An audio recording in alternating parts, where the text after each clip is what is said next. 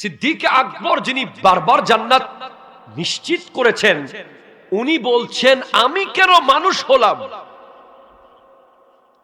আমি যদি চড়ুই পাখি হতাম।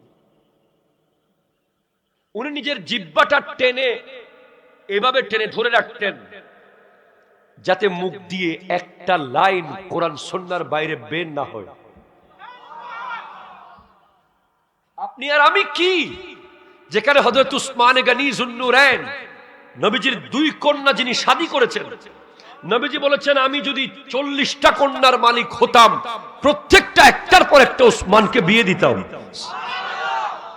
উনি কবরস্থান দেখলে কাঁদে, আর আপনি এখনো ফিরে আসতে পারেন নাই। আপনি কোভিড-19 দেখে ফেরত আসেন নাই। আপনি বারবার আগুনে পুড়ে যাওয়ার দৃশ্য দেখে ফেরত আসেন নাই। এবার অন্তত আপনি আসেন। আপনি মনে করছেন 2 টাকা আপনার আছে, আপনি বহুত বড় বাহাদুর। আপনি মনে করছেন 200 লোক আপনার সাথে আছে, আপনি বহুত বড় বাহাদুর। আপনি মনে করছেন সোশ্যাল মিডিয়া আপনার 1 মিলিয়ন ফলোয়ার আছে, আপনি বড় বাহাদুর। না না না, বাহাদুর সে যে আল্লাহর সবচেয়ে কাছে। ঠিক কিনা কথা বলেন? সেজন্য আপনি ক্যালিফোর্নিয়ার আগুন দেখে আপনি জানেন না, আমরা জানি না আমরা কি। যাদের ঘরের গ্যারেজে ল্যাম্বরগিনি, যাদের ঘরের গ্যারেজে রোজ রয়্যালস, যাদের ঘরের গ্যারেজে বুগাট্টি ব্যারন, যাদের ঘরের গ্যারেজে রোজ রয়্যালস, তারা খোলা আকাশের নিচে এসে ত্রাণ খুঁজতেছে। ত্রাণ। আর আমরা আমেরিকা ফিলিস্তিনকে মারার জন্য 2200 কোটি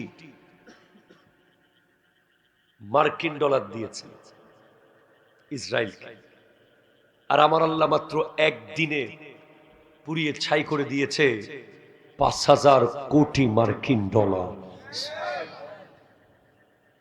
যদি 1 বছর আগুন জ্বলে, পৃথিবীর বুকে আমেরিকা নামের কিছু থাকবে না।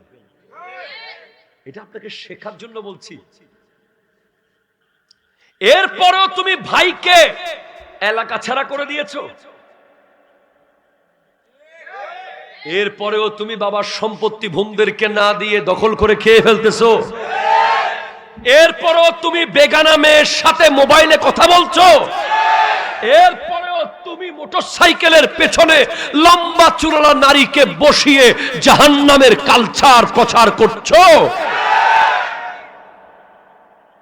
এরপরেও তোমার মাথার চুল এজিদিদের মতো কেন? তোমার পরনের ড্রেস ওই ইহুদিদের মতো কেন? তুমি ফেরত আসো। হুজুর কতক্ষণ টাইম আছে ফেরত আসার?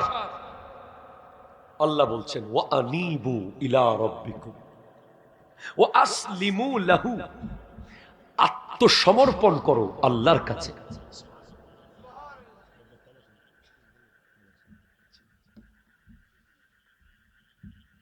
আত্মসমর্পণ করো আল্লাহর কাছে। কতক্ষণের ভিতরে করব? মিন কাবলি আইয়াতিয়াকুমুল আযাব, আযাব আসার আগে আসো। হুজুর যদি না আসি তো কি হবে? সুম্মা লা তুনসারুন, আযাব যদি চলে আসে তোমাকে বাঁচানোর জন্য আর কেউ থাকবে না। This is first message for all of you. তাহলে আজকের দিনের প্রথম মেসেজ হচ্ছে, আপনি যেখানে আছেন, অফিসে আপনি কোন জায়গায় আছেন আপনি জানেন, ব্যবসার ভিতরে আপনি কি লেভেলের ব্যবসায়ী আপনি জানেন, একজন শিক্ষক হিসেবে আপনি ছাত্রদের হক আদায় করেন কিনা আপনি জানেন, একজন ইমাম হিসেবে আপনি মসজিদের হক আদায় করেন কিনা আপনি জানেন, একজন এলাকার চেয়ারম্যান হিসেবে আপনি হক আদায় করেন কিনা আপনি জানেন। আমরা প্রত্যেকেই জানি আমার জীবনে কতটুকু কোরআন সুন্নাহর পথে আমি আছি, কতটুকু নাই। তাহলে আজকেই সিদ্ধান্ত নিতে হবে আমি ফেরত আসবো। We have to U-turn. We have to change ourselves. এখানে কোনো মা বোন কি ওয়াজ শুনতেছে? মহিলাদের প্যান্ডেল আছে নাকি? নাই, তাইলে দরকার নেই, থাকলে কিছু কথা কইতাম। দুই, তাহলে প্রথম দায়িত্ব কি? সবাই বলেন, আরো জোরে বলেন না, বলেন না। কে কে ফেরত আসতে চান? একটু পরে সবাই হাত নামিয়ে যাইব। এখন আসলে চান কিনা বলেন তো? এক মিনিট, আবার ভালো করে ভেবে দেখেন। যারা চায় তাদের দায়িত্ব দিয়ে যাব, যারা ফেরত আসতে চাইবে তাদের কি দিয়ে যাব? দায়িত্ব। এই দায়িত্ব আল্লাহ বুঝে নেবে। দেওয়ার কাজ আমার, বুঝে নেবেন কে? আর যদি আমি কখনো আবার আসি, বুঝে নেব। এবার বলেন, ফেরত আসবেন কে কে?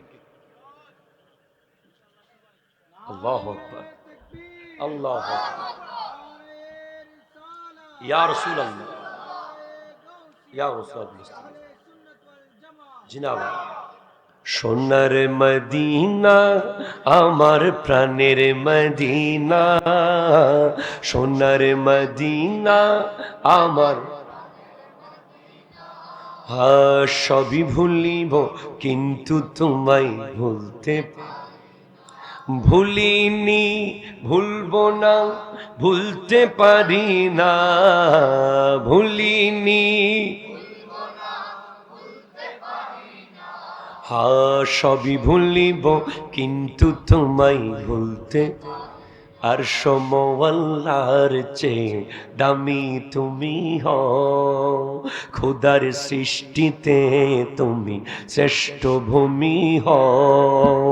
আর সমওয়াল্লার চেয়ে দামি তুমি হও, খোদার সৃষ্টিতে তুমি শ্রেষ্ঠ ভূমি হও। তোমার বুকে শুয়ে আছেন শাহে মদিনা, তোমার বুকে শুয়ে আছেন। সবই ভুলিব কিন্তু তোমায়। চিৎকার দিয়ে বলেন না সুবহানাল্লাহ।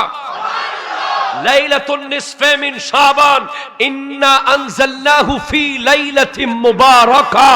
সেদিন লিস্ট দিয়ে দেওয়া হবে কার কার জান কবজ হবে আগামী বছর। লিস্ট দিয়ে দেওয়া হবে কে আগামী বছর ভাটেরার মাহফিলে থাকবে না, লিস্ট দিয়ে দেওয়া। সেজন্য আমার নবী এই শাবান মাসে অনেক বেশি বেশি ইবাদত করতেন, রোজা রাখতেন বেশি বেশি। জিজ্ঞেস করা হলো, আপনি শাবানে এত বেশি রোজা রাখেন কেন? তখন আমার নবী জবাব দিয়েছেন, শাবান মাসে বান্দার আমল আল্লাহর কাছে পেশ করা হয়। আমি চাই যে আমার আমল নামা যখন পেশ হবে আমি রোজাদার অবস্থায় থাকি, হয়তো আমি সেহরিতে অথবা ইফতারে। ওই রাত, যেই রাত লাইলাতুন নিসফে মিন শাবান, সেই রাতে বনি কালব গোত্রের মেষের, ছাগলের ক্যাশ পরিমাণ বান্দাকে আল্লাহ মাফ করে দেবে। জীবনে একবার শুধু আপনি সুযোগ পাবেন ওই টানেল দিয়ে যেতে। ধরেন দুইটা কাফেলা যাচ্ছে টানেল দিয়ে। প্রথম কাফেলা যখন টানেল দিয়ে ঢুকতেছে বা গুহা দিয়ে, পায়ের নিচে কি কাটার মতো কি জানি লাগছিল, তারা পায়ে ফুটতেছিল কাটার মতো। অন্ধকার টানেলের ভিতরে দেখতেছে না, গুহার ভিতরে। হাতে কয়েকটা নিয়ে পকেটে নিল, বাইরে গেলে দেখবে আলোতে। যখন বাইরে পৌঁছে গেল দেখে, হাইরে এগুলো তো কাটা না, সব হীরার টুকরা। আর আরেক দল করলো কি, একটাও নিল না, বলে আমার কি দরকার এগুলো কুড়িয়ে নেওয়ার, আমি চলে যাই।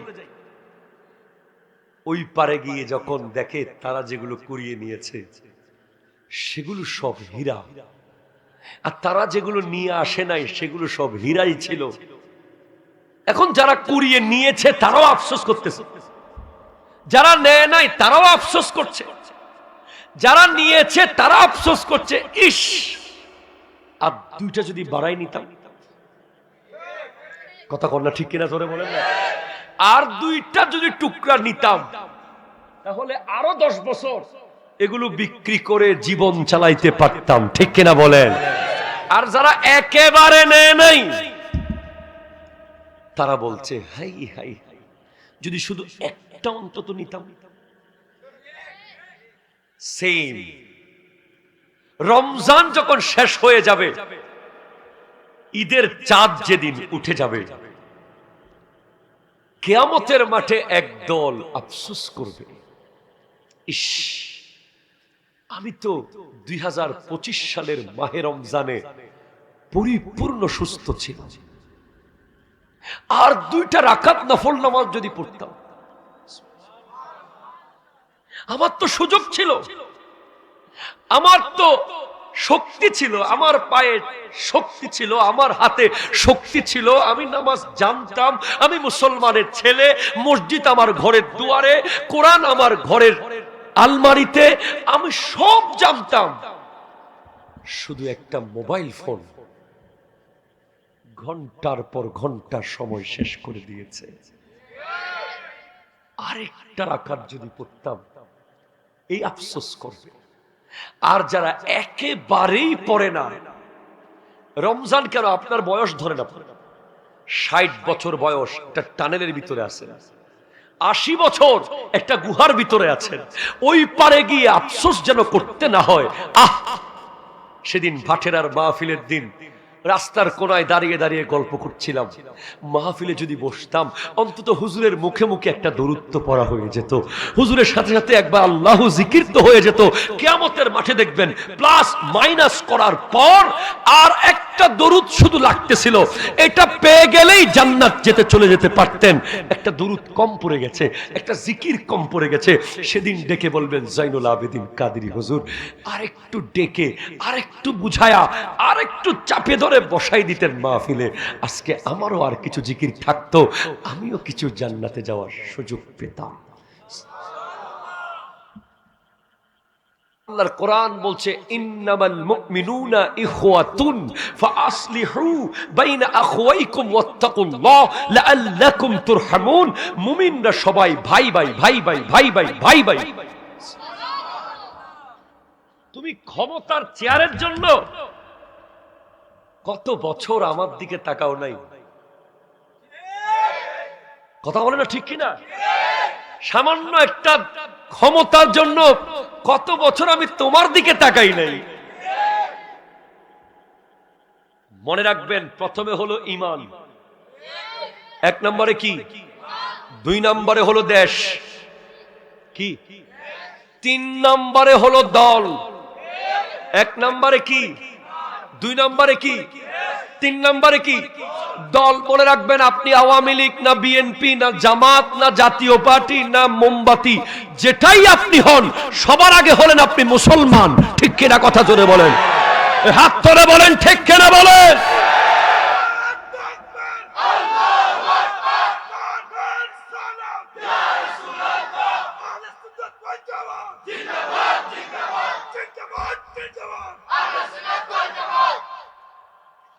আমাদের প্রথম পরিচয় মুসলমান, সেকেন্ড পরিচয় মুমিন। মুসলমান থেকে মুমিন কেমনে হয়? মুসলমান থেকে মুমিন হওয়ার প্রধান শর্ত হলো নবীর মোহাব্বত, ঠিক কিনা? কথা বলে, যার দিলে নবীর মোহাব্বত আছে, সে চামার হোক, সে মুসি হোক, সে 2 টাকার পানের দোকানদার হোক, তার স্থান আমার মাথার উপরে থাকবে, আমার কলিজার ভিতরে থাকবে। আর যার কাছে নবীর মোহাব্বত নাই, তার সাথে আমার কোনো সম্পর্ক নাই, বাকি সব ছাড়তে পারি, ঠিক কিনা? কথা বলেন। আমি জয়নুল আবেদিনের বক্তব্যে যদি কোনোদিন আমার নবীর শানে এক শব্দ বেয়াদবি দেখেছেন, একটা শব্দ চয়নে যদি কোনোদিন ছোট করতে দেখেছেন, খাটো করতে দেখেছেন, আমাকে ফোন করবেন, আমি লাইভে এসে পৃথিবীর সামনে তওবা করব, এক একবার না 1000 বার তওবা করব। যদি তওবা না করি আমাকে বয়কট করবেন, আমার পিছে নামাজ পড়বেন না, আমার বক্তব্য শুনবেন না, কারণ নবীর মুহাব্বত যার নাই তার সাথে কোনো সম্পর্ক নাই।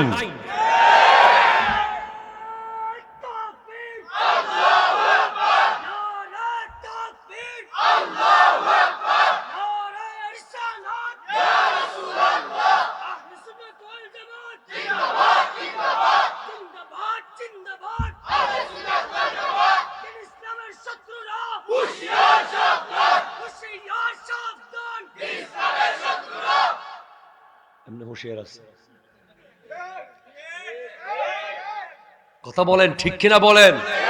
মগজে কুরআন রূহে ঈমান জান ও দ্বীন হাসতে হুব্বে রাহমাতাল লিল আলামিন। কোরআনের মগজ, ঈমানের রূহ, দ্বীনের জান হলো আমার নবীর মুহাব্বত। ঠিক কিনা বলেন? খবরদার, আমরা অনেকে নবীজিকে ছাগলের পিছে পিছে দেখি। মেরাজের রাতে জিবরিলের আগে আগে দেখেন না?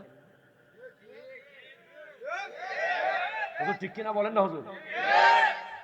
আমাদের অনেক ভাইয়েরা আছেন, আমাদেরই ভাই, আমরা অনেকে, আমি নিজের কথা বলি, কারো দোষ আমি দেই না। মনে রাখবেন নবীজি হলেন রাহমাতাল লিল আলামিন। উনি শুধু মানুষের রহমত না, উনি ছাগলেরও রহমত, উনি উটেরও রহমত, উনি ভেড়ারও রহমত, উনি দুব্বারও রহমত, উনি হরিণেরও রহমত, উনি গাধারও রহমত, উনি খচ্চরের রহমত, উনি আসমানের রহমত, উনি জমিনের রহমত, উনি চন্দ্রের রহমত, উনি সূর্যের রহমত, উনি গ্রহ নক্ষত্রের রহমত। উনি দয়া করে মদিনায় শুয়ে আছেন আমাদের জন্য। ঠিক কিনা কথা বলে? উনি চাইলে চাঁদে থাকতে পারতেন, উনি চাইলে জান্নাতে থাকতে পারতেন, কোথাও ওনাকে কেউ বাধা দিত না। উনি মদিনায় শুয়ে আছেন আমাদের জন্য। এজন্য নবীজির ক্ষেত্রে কথা বলতে যদি না পারেন চুপ থাকবেন, কিন্তু নবীজিকে ছোট করা হয় এমন কোনো কথা বলবেন না। প্রত্যেকটা দায়ীর প্রতি আমাদের করজোরে মিনতি। এই কারণে আপনি আমাকে মাজার পূজারি বললে আমার কিচ্ছু আসে যায় না। এজন্য আপনি আমাকে ভণ্ড বলতেই পারেন, এজন্য আপনি আমাকে বেদাতি বলতেই পারেন। আমি নবী নবী নবী নবী করে করেই জীবন কাটিয়ে দেব। আপনি বলেন, কারণ আমি দেখেছি। আমি গত সপ্তাহে একদিন সাতক্ষীরা মাহফিলে গেছিলাম একা, বিমানে সুন্দরবনের খুব কাছে। আমি এমন একাকিত্ব ফিল করেছি, সবসময় আমার সাথে ছেলে পেলে থাকে, তাহলে আমার দম যেন বন্ধ হয়ে যাবে।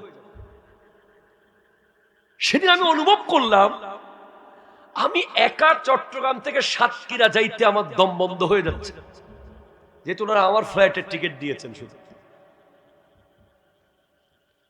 অথচ কবরে,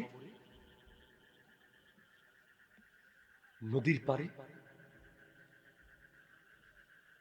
পুকুরের পারে, বাঁশ গাছের নিচে, চা বাগানের কোনায় বাবা যিনি তোমাকে ছাড়া একদিন কাটায় নাই, তিনিও কবরের পাশ থেকে ফেরত আসবে। মা যিনি তোমাকে ছাড়া একবেলা খায় নাই, রাতে 3টায় বসে আছে তোমার জন্য, তিনিও চাইলে সর্বোচ্চ কবরের পার পর্যন্ত যেতে পারবে। বন্ধু তো জানাজা পড়ার টাইমই থাকবে না। এই যুগে কি আর জানাজা পড়তে যায় মানুষ? ফেসবুকে একটু লিখে দেয়, শুনে অমুক মারা গেছে, ইন্না লিল্লাহি ওয়া ইন্না ইলাইহি রাজিউন, যায় না। জানাজাও ফেসবুকে, ফাতিহাও ফেসবুকে, বিয়ের কার্ড দিতে অন্তত আগে ঘরে ঘরে যেত, এখন অল মার্ক করে মেসেঞ্জারে দিয়ে দেয়, হোয়াটসঅ্যাপে দিয়ে দেয়। এটাই পৃথিবী। সবাই কবরের পার পর্যন্ত যাবে, আরেকজন কবরের ভিতরে যাবে, তিনি হলেন আমার নবী। হাত তুলে বলেন ঠিক কিনা? আপনি ওনাকে মহব্বত করবেন না? আপনি ওনাকে ভালোবাসবেন না? আমি মনে মনে ভাবছিলাম, আমার নবী যখন আসবে প্রশ্ন করতে, মুনকার নাকির যখন প্রশ্ন করবে, ওমা কুনতা তাকুলু ফি হাক্কি হাযার রাজুলে মুহাম্মাদিন সাল্লাল্লাহু আলাইহি ওয়াসাল্লাম, এই নূরানী জাত সম্পর্কে তুমি কি বলতে, কি ভাবতে, কি লিখতে, কি শুনতে, কি জানতে, কি মিছিল করেছো, কি স্লোগান দিয়েছো, কি তাফসীর করেছো, তখন আমি চাই যে আমার নবী বলুক। উত্তরটা নবী দিয়ে দেখ। এই মুনকার নকির, তাকে তো আমি চিনি। এরপর নবী যদি বলেন কি চাস রে, তুই কি চাস, আমি বলবো ইয়া রাসূলুল্লাহ, হয়তো আপনি আমার কবরে থেকে যান, অথবা আপনার সাথে আমাকে নিয়ে যান। আমার নবীর প্রেমটার ব্যাপারে আমাদেরকে কোনো কম্প্রোমাইজ করতে বলবেন না। আমরা পৃথিবীর সমস্ত ক্ষমতাকে লাথি মারতে পারি, নবীজির মহাব্বতের জায়গাটাকে আমরা বিন্দু পরিমাণ ছাড়তে পারি। তো আল্লাহ বলছেন তোমরা ভাইয়ে ভাইয়ে মিলে যাও। আল্লাহ বিনিময়ে পাবো কি? বিনিময়ে পাবে রহমত। আমাদের একটু পরিস্থিতি কম, ভাইরাল কম আর কি, এমনি জানি ভাই, টুকটাক শিখেছি। আপনি যদি বলেন ইনশাআল্লাহ জয়নুল আবেদিন কাদের 2 ঘন্টা আরবিতে কথা বলেন, ইনশাআল্লাহ পারবো। আলহামদুলিল্লাহ, আলহামদুলিল্লাহিল্লাযী আ'লা মানজিলাতাল মুমিনিনা বিকারীমি খিতাবিহি ওয়া রাফা'a দারাজাতাল আলিমিনা বিমা'নি কিতাবিহি ওয়া খুসাল মুস্তানবিতিনা মিনহুম বিমাজিদিল ইসাবাতি ওয়া সাওয়াবি। মা হুয়া আর-রাহমাহ? الرحمة الرحمة عظيم ورحمة كبير ورحمة عميق، هذا محمد رسول الله صلى الله عليه وسلم. ولازم علينا أن نحب حبا كثيرا كثيرا في الدنيا لحصول قربة الله تعالى في الآخرة. إن رسول الله صلى الله عليه وسلم هذا عظيم، شخص عظيم، هذا شخص عميق، هذا نور من نور الله. কি বলেন? We have to know about our prophet. জানলেই তো ভালোবাসবেন, না জানলে ভালো কেমনে বাসবেন? আগে জানতে হবে, তারপর চিনতে হবে, ঠিক কিনা জোরে বলেন। শোনেন আপনি, listen, according to science, what is rahmat? বিজ্ঞানীরা রহমত নিয়ে গবেষণা করেছে। তারা দেখছে মায়ের দুধ,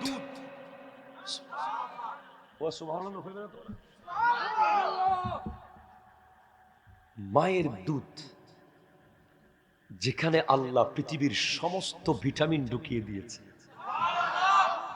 জমজমের পানি যেখানে আল্লাহ পৃথিবীর সমস্ত ভিটামিন মিনারেলস দিয়ে দিয়েছে, একজন শিশুর জন্য মায়ের বুকের দুধ হলো আল্লাহর রহমত। রহমত কি রহমত? এই যে আপনি দেখেন, নিউটন আবিষ্কার করেছে গ্রেভিটেশনাল ফোর্স। কি বলেন না, সায়েন্সের ছেলেরা আছে না এখানে? গ্রেভিটেশনাল ফোর্স, মধ্যাকর্ষণ শক্তি। মধ্যাকর্ষণ শক্তির কারণে এক একটা গ্রহ যখন আপন আপন কক্ষপথে চলে, তারা একটা একটাকে টানে। যে কোনো মুহূর্তে সংঘর্ষ হতে পারে, এবং একটার সাথে একটা সংঘর্ষ হলে সব ধ্বংস হয়ে যাবে। তো বিজ্ঞানীরা দেখলো তারা বারবার একটাকে একটা টানে, বুধ মঙ্গলকে টানে, মঙ্গল বৃহস্পতিকে টানে, এভাবে একটাকে একটা টানে, কোনো মতে লাগে না কেন? তখন তারা দেখলো ওখানে আরেকটা ফোর্স আল্লাহ রেডি করে দিয়েছেন, যেটা হলেন এক্সপেনশনাল ফোর্স। বলছে ওই এক্সপেনশনাল ফোর্স হলো রহমত। ও ভাই সুবহানাল্লাহ হন না বাজি। আমার আল্লাহ আসমানের মধ্যে এক্সপেনশনাল ফোর্স দিয়েছেন, বিজ্ঞানীরা দেখছেন এটাই হলো রহমত। এই এক্সপেনশনাল ফোর্সের কারণে গ্রহগুলো একটার সাথে একটা বাড়ি খায় না, কাছে আসে আবার দূরে চলে যায়, কাছে আসে আবার দূরে চলে যায়, কাছে আসে আবার দূরে চলে যায়। এরপরে সূর্য একটা জ্বলন্ত গ্রহ, পৃথিবী থেকে 13 লক্ষ গুণ বড়। সুবহানাল্লাহ হইল না, এক মাস পরে হই না, এক মাস পরে। পৃথিবী থেকে 13 লক্ষ গুণ বড়। সূর্যের সামনে পৃথিবী একটা মার্বেলের মতো। সূর্য নিয়ে আর একটা কথা বলে দিই, মাঝখানে মহব্বতের কথা মনে পড়ছে আমার নবীর। আল্লাহ কোরআনের সূরা হাদীদ আয়াত নম্বর 3 বলছেন, হুয়াল আউয়ালু ওয়াল আখিরু ওয়াজ জাহিরু ওয়াল বাতিন। এই চারটা প্রশংসা আল্লাহ আমার নবীর করেছেন। তিনি প্রথম, তিনি শেষ, তিনি প্রকাশ্য, তিনি গোপন। আমার নবী হলেন প্রথম। আল্লাহর পরে এই পৃথিবীতে প্রথম সৃষ্টি হলেন আমার নবী। এই কায়নাতের মধ্যে আল্লাহর প্রথম সৃষ্টি। নবীজি বলছেন, আল্লাহ আমার নূরকে সর্বপ্রথম সৃষ্টি করেছে। তিনি শেষ, মানে সমস্ত নবীদের শেষে তিনি এসেছেন। তিনি জাহের, তার মানে তার শান আজমত কোরআনের পাতায় পাতায়, আয়াতে আয়াতে জাহের। আর তিনি বাতেন। সূর্য আমরা কেউ দেখি নাই, আমরা সূর্যের আলো দেখেছি। কি দেখেছি বলেন না? আলো। সূর্য দেখা আমাদের পক্ষে সম্ভব নয়। সূর্যের আলোর দিকে আমরা তাকাই। সূর্য যেভাবে আমরা দেখি না, আমার নবীর আসল জাত আমরা কেউ দেখি নাই। জিবরিল আমিন ৭২,০০০ বার দেখেও নবীজিকে চিনতে পারে নাই। আমরা কিভাবে চিনবো? সুতরাং বুঝতে হবে আমরা যা দেখেছি নবীজির জাহের দেখেছি, নবীজির বাতেন একমাত্র আল্লাহ জানে। ঠিক কিনা কথা বলেন?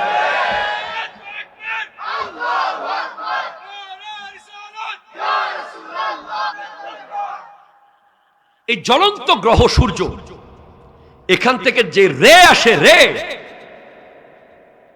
ঘন্টায় কয়েক লক্ষ মাইল স্পিডে আসে। রেডিও অ্যাক্টিভ রে, আল্ট্রা ভায়োলেট রে, ইলেকট্রোম্যাগনেটিক রে, এক্স রে, অতি বেগুনি রশ্মি। সূর্য ওঠার সাথে সাথে মানুষ মরে যেত, সাথে সাথে। বিজ্ঞানীরা বলছে মানুষ মরে না কেন, সূর্যের আলোতে মানুষের কোনো ক্ষতি কেন হচ্ছে না? তখন তারা দেখলো আমার আল্লাহ সূর্য এবং পৃথিবীর মাঝখানে 4টা স্তর দিয়েছেন। আরো জোরে বলবেন না? তার মধ্যে একটা স্তরের নাম হচ্ছে স্ট্রাটোস্ফিয়ার, আরেকটার নাম হচ্ছে আয়নোস্ফিয়ার, আরেকটার নাম হচ্ছে ম্যাগনেটোস্ফিয়ার, আরেকটার নাম হচ্ছে ট্রপোস্ফিয়ার। আল্লাহু আকবার, জোরে বলেন। এই 4টা স্তর পানি যেভাবে ফিল্টার হয়ে হয়ে ফ্রেশ হয়ে যায়, সূর্যের আলো ওই 4টা ওজন স্তরের মধ্যে ফিল্টার হতে হতে হতে হতে সর্বশেষ পৃথিবীতে আসে ভিটামিন ডি হয়ে। ওই 4টা স্তর হলো আল্লাহর রহমত। আর জোরে বলেন সুবহানাল্লাহ, জোরে বলেন। সকালবেলা কে কে ঘুমান? নামাজের পরে হাত তুলেন তো। নামাজের পরে ঘুমাও, মানে নামাজ পরে ঘুমাও আর কি, ঘুমাও আর কি। আচ্ছা গেল, পাইছি। দুপুরে ভাত কে কে কে ঘুমাও? আচ্ছা, আসরের পরে কেউ ঘুমায় এমন আছে?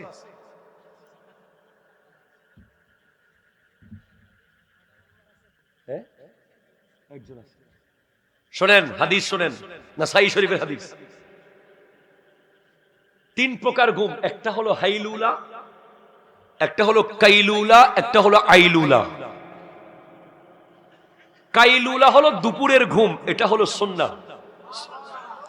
দুপুরে খাবার খেয়ে আপনি 15 থেকে 20 মিনিট মাথা রেখে একটু ঘুমাবেন, এটা সুন্নাহ। হাইলুলা হলো ফজরের নামাজের পর ঘুমানো, এটা ক্ষতিকর। আর আইলুলা হলো আসরের নামাজের পর ঘুম, এটা একেবারে ভয়ঙ্কর ক্ষতি। বলে কেমনে কি? আচ্ছা, জোহরের পরে কেন ঘুমাবো? বিজ্ঞান গবেষণা করছে। কারা গবেষণা করছে? বিজ্ঞানীরা বলছে দুপুরের ভাত খাওয়ার পরে আমার নবী যে একটু 15 মিনিট, আবার 3 ঘন্টা না, সর্বোচ্চ আধা ঘন্টা ঘুমাইতে বললেন। কেন? হায় হায়, 1450 বছর আগে আমার নবী কি বলে গেলেন। পরে তারা গবেষণা করে দেখলো, আমরা যখন দুপুরে খাই, আমাদের পাকস্থলী যখন খাবারগুলো হজম করে, তখন পাকস্থলীতে যে রক্ত আছে, এই রক্ত সাফিসিয়েন্ট হয় না। তারা ব্রেইন থেকে পাকস্থলী রক্ত টানে, রক্ত পাকস্থলীতে ব্রেইন থেকে যায় এবং ওই রক্ত পাকস্থলী রক্তের সাথে মিশে সারা শরীর থেকে পাকস্থলীতে রক্ত যায়, সেগুলো সব একসাথে ফোর্স ক্রিয়েট করে খাবারগুলো হজম করায়।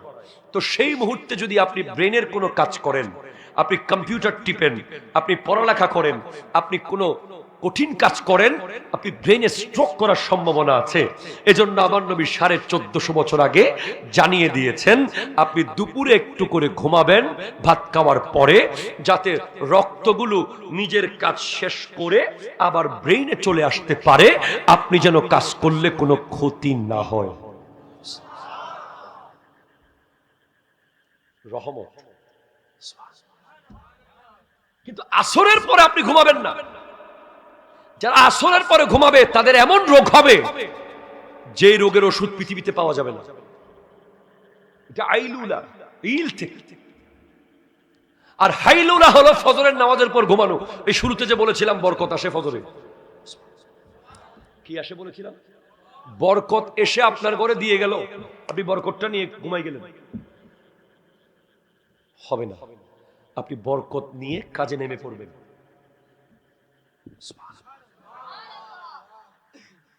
বিজ্ঞানীরা অবাক হয়ে যাচ্ছে।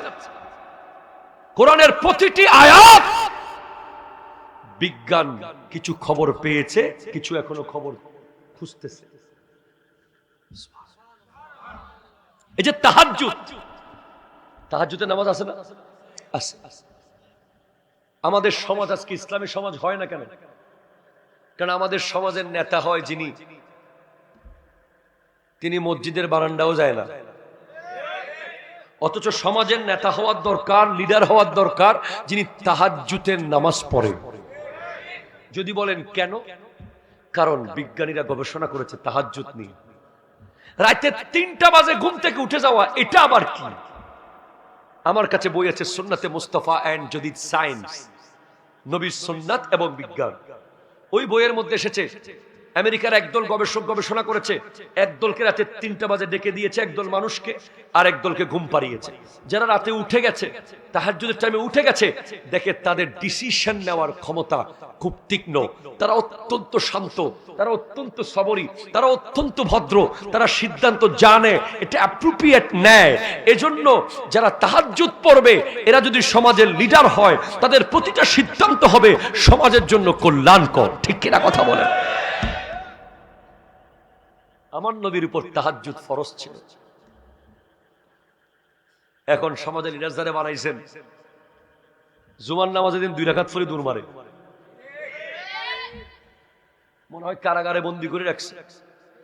হুজুর সিরাম সালাম ফিরাইছে, জেলখানা থেকে ছাড়া পাইছে। এই লোক যদি লিডার হয়, সমাজ কি সুন্দর হবে? হবে না। তাহলে আপনি রহমত যদি পেতে চান, কি পেতে চান? রহমত। রহমতের মূল্য আপনাকে আগে বুঝতে হবে। কিডনি রহমত, লিভার রহমত, ফুসফুস রহমত, হার্ট রহমত, ব্রেইন রহমত, চোখ রহমত, কান রহমত, আপাদে মস্তক, আপনার বডির প্রত্যেকটা অর্গান আল্লাহর রহমত। আর সবচেয়ে বড় রহমত হলো আমার দয়াল নবী। সুতরাং আপনি মিলেমিশে যান। 3 নম্বর আয়াত যেটা পড়েছিলাম, রব্বুল আলামিন কোরআন কারীমে ইরশাদ করছেন, লাকাদ কানা লাকুম ফি রাসূলিল্লাহি উসওয়াতুন হাসানাহ। তোমাদের হলিউড ফুটবলার, ক্রিকেটার, গায়ক, নায়ক, সেলিব্রিটির পিছে ঘোরার দরকার নাই। তোমার জন্য সবচেয়ে বড় অনুসরণীয়, অনুকরণীয় জাত হলো আমার দয়াল নবী। ঠিক কিনা কথা বলেন? তুমি বাল্যকালে যাও না, যৌবনকালে যাও, কৈশোরে যাও, বয়সকালে যাও, বিবাহিত জীবন দেখো, দাম্পত্য জীবন দেখো, পারিবারিক জীবন দেখো, সামাজিক জীবন দেখো, রাষ্ট্রীয় জীবন দেখো, অর্থনৈতিক জীবন দেখো। 63 বছরে আমার নবীর 63 বছরে 63 সেকেন্ড ভুল পৃথিবীর কেউ বের করতে পারে নাই। ইভেন মুসলমান কেন, খ্রিস্টানরাও চেষ্টা করেছে। জর্জ বার্নার্ড শ, জ্যাবি শ, সে বলছে if a man like Muhammad were to assume the dictatorship of whole modern world he could succeed in solving its problem in a way that would bring much peace and happiness. Muhammad সাল্লাল্লাহু আলাইহি ওয়াসাল্লামের মতো একজন ব্যক্তি যদি গোটা পৃথিবীর দায়িত্ব নিয়ে নিতেন, ইনি এমন এক পন্থা বের করতেন যেই পন্থায় গোটা পৃথিবীতে শান্তি নিশ্চিত হয়ে যেত। আপনি শিশুকালে যান, যিনি দুধ মার ঘরে ডান দিকের দুধ পান করেছেন, কোনদিন বাম দিকের দুধ পান করেন নাই, নিজের দুধ ভাইয়ের হক আদায় করেছেন। আপনি যৌবনকালে যান, যিনি আজকে 14 বছর বয়সের যুবক মোটরসাইকেলের আওয়াজে এলাকা কাঁপাচ্ছে। আজকে 15 বছরের যুবক রাত্রিকালীন ক্রিকেট ম্যাচ নিয়ে ব্যস্ত। আজকে 16 বছরের যুবক গার্লফ্রেন্ডের মোবাইলের কার্ড ভরতে ভরতে নিজের টিফিনের টাকা নাই। কথা জোরে বলেন না ঠিক কিনা?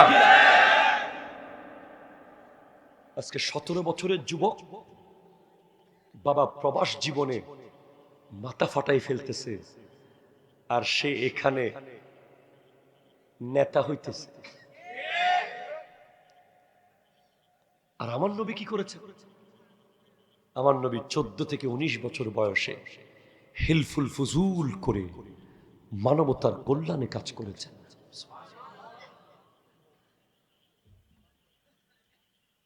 দাম্পত্য জীবন দেখেন, আমাদের অনেক মুরব্বী বড় ভাইরা বিবিকে সময় দেওয়ার মতো টাইম নাই।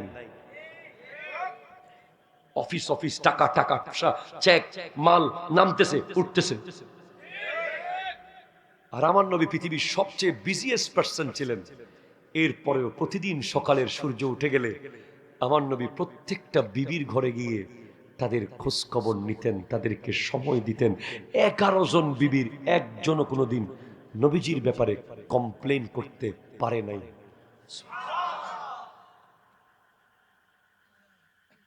আমি আপনাকে কি করে বলবো আজকে আমার নবীর ক্ষমা কোথায়? আজকে আমরা এই বাংলাদেশের বর্তমান পরিস্থিতি কি? 98% মুসলমানের দেশে পুলিশ লাগার কথা না, র্যাব লাগার কথা, সেনাবাহিনীর দরকার পড়ার কথা না। শুধু যদি নবীজির আদর্শ বাস্তবায়ন করতে পারতাম। এখন আপনি ক্ষমতা পাইছেন আমাকে মারবেন, আমি ক্ষমতা পাইলে আপনাকে মারব। এটা ইসলাম সাজেশ করে না। আমার নবী যাকে বারবার রক্তাক্ত করেছে, আবার তুলেছে, আবার মেরেছে, আবার তুলেছে, আবার মেরেছে, আবার তুলেছে, আবার মেরেছে, তাদেরকে আমার নবী এক মুহূর্তে মাফ করে দিয়েছে। 10,000 সাহাবা নিয়ে মক্কার অভ্যন্তরে নবীজি যখন ঢুকছেন, যারা নবীজিকে খেতে দেয় নাই, পড়তে দেয় নাই, বসতে দেয় নাই, হাঁটতে দেয় নাই, বলতে দেয় নাই, চলতে দেয় নাই, তাদের ঘর আমার নবী পুড়ে ফেলতে পারতেন, তাদের গর্দান আমার নবী ফেলে দিতে পারতেন। আমার নবী 1 মিনিটে বললেন, তোমাদেরকে আমি মাফ করে দিয়েছি। আসুন আমরা পাল্টে যাই। ওয়াজ আমি আপনাদেরকে 1000 রকম করে করতে পারবো। ওয়াজ করা বড় কথা না। ওয়াজের মূল উদ্দেশ্য হচ্ছে আপনাকে স্মরণ করিয়ে দেওয়া যে এই মুহূর্তে পৃথিবী থেকে চলে যাচ্ছে আমাদের মতো কেউ। আপনি এখন খবর নেন, শুধু বাংলাদেশে খবর নিতে হবে, গোটা ভাটেরা এলাকায় খবর নেন। সন্তান বুক চাপটাচ্ছে, বাবা শেষ নিঃশ্বাস ত্যাগ করতেছে,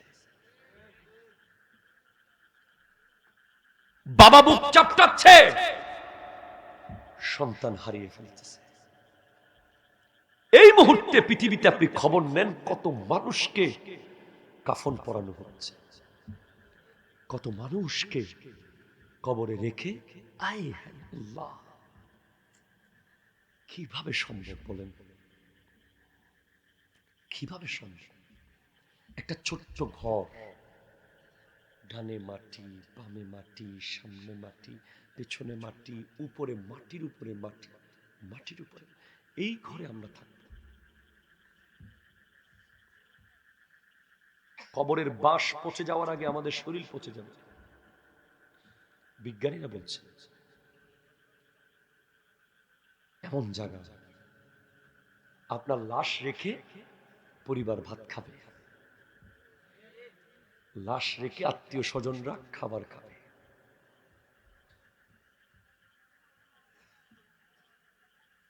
এই কবরস্থানের কথা জানার পরেও যদি আমরা পরিবর্তন না হই, মসজিদে না যাই, কি উপায় হবে বলেন? আমি তো মাঝে মাঝে মনে করি যে আল্লাহ কেন দুনিয়াতে পাঠালেন? এত পরীক্ষা, এত পরীক্ষা, এত পরীক্ষা। সবচেয়ে মারাত্মক পরীক্ষা হলো কবরের পরীক্ষা। এখানে যে পার হয়ে যেতে পারবে, হাসর তার জন্য সহজ, পুলসিরাত সহজ, জান্নাত সহজ। এই জন্য প্রতিদিন অন্তত 20 বার মনে রাখবেন আমাকে মরতে হবে। হযরত ওমর নিজের সংসদ শুরু করার আগে একটা লোক নিয়োগ দিয়েছেন যে প্রতিদিন দাঁড়িয়ে বলতো, ওমর তুমি মরে যাবে। আমরা শুরু করার আগে তিলাওয়াত করি, নাত গাই, কেউ শুরু করার আগে গান গায়, কেউ শুরু করার আগে সালাম দেয়, কেউ শুরু করার আগে কবিতা পড়ে। আর হযরত ওমরের সংসদ শুরু হতো, একটা লোক থাকতো, উনি দাঁড়িয়ে বলতেন, ওমর তুমি মরে যাবে। এরপর উনি প্রচন্ড কান্না করতেন, কেঁদে কেঁদে তারপর আবার দিনের কাজ শুরু করতেন। একদিন ওই লোককে বলছে, তুমি আর আসিও না, তোমার চাকরি শেষ। বলছে, কেন? আমি কি আপনাকে মরণের কথা স্মরণ করাতে পারি নাই? বলছে, পেরেছো, তবে আরেকজন নতুন দায়িত্ববান এসেছে। কে? এই যে আমার সাদা দাড়ি। এখন থেকে এই দাড়ি প্রতিদিন আমাকে বলে, ওমর তুমি মারা যাবে। আমাদের অনেকের দাড়ি সাদা হয়ে গেছে, পাগুলো ফ্যাকাশে হয়ে গেছে, চামড়াগুলো খসখসে হয়ে গেছে। আগের মতো বসলে আর উঠতে পারি না, উঠলে আর বসতে পারি না। আমরা অনেকে আছি, এরপরেও আমরা জমি জমি জমি জমি, বাড়ি বাড়ি বাড়ি বাড়ি, টাকা টাকা টাকা। আর আমার যুবক ভাই যারা, তোমাদের জন্য আল্লাহর আরশের ছায়া অপেক্ষা করছে। এখন যদি তুমি নামাজের সিজদায় চলে যাও, তুমি যে এখন হালাল খেতে পারো, তুমি যদি এখন তোমার মায়ের ওই ফ্যাকাশে পাটা কালো হয়ে গেছে চুলার ছাই লাগতে লাগতে, পোড়া ভাত খেতে খেতে শরীর দুর্বল হয়ে গেছে, ঘরের সবাই খাওয়ার পরে মাছের ছোট্ট কিছু অংশ মার জন্য থাকে, অনেক সময় কাটা টুটা থাকে, ওই মায়ের পায়ের নিচটা একটু দেখবা। যুবক ভাই আমার, তুমি রেগে মেগে বলিও না, মা তুমি কি জানো, বাবা তুমি কি বুঝো, এভাবে তুমি কথা বলিও না তাদের সাথে। কারণ কোরআন বলছে, ফালা তাকুল লাহুমা উফ, তাদেরকে উফ বলিও না। উফ কখন বলি? ব্যথা পেলে উফ বলি, কাটা ফুটলে উফ বলি, বাড়ি খাইলে উফ বলি। উফ তো অনিচ্ছায় চলে আসে।